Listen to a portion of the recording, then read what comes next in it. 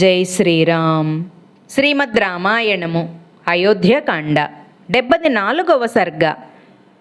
భరతుడు తన తల్లి యొనర్చిన పనిని తలంచి విపరీతమైన కోపము కలుగగా ఇట్లు దూషించుచుండెను. క్రూర స్వభావము దుష్ట ఆచరణము కలిగిన కైకేయి, నీ మూలముగా మహారాజు మరణించినాడు. ఎవరి కొరకై నీవు ఈ పాడు పనిని చేసితివో అట్టి నేను చచ్చితినని తలంచి యావజ్జీవము ఏడ్చుచుండుము. నీవు నా తల్లి రూపమున ఉన్న నా శత్రువువు, నాతో ఇంక మాటలాడకము.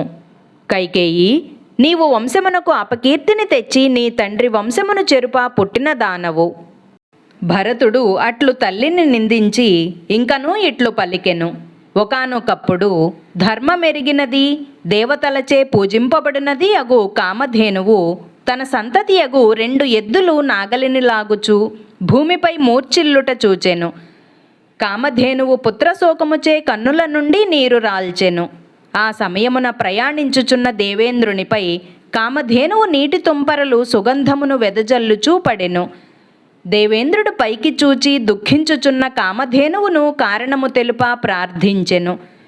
అప్పుడు కామధేనువు, దేవేంద్ర, నా తనయులు ఇరువురు కృశించి దీనులై ఎండవేడిమిచే తపించుచు కర్షకునిచే పీడింపబడుట చూచి శోకించుచున్నాను అని పలికెను.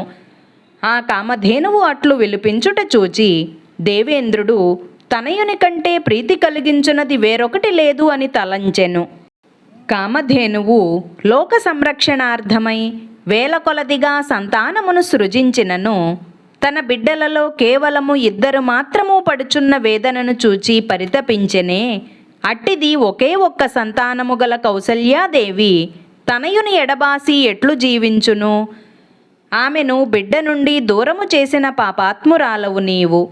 కౌసల్యా తనయుడు మహాబలుడు అగు శ్రీరాముని తీసుకొని వచ్చి నేను ఆయనకు బదులుగా అరణ్యమున ప్రవేశింతును.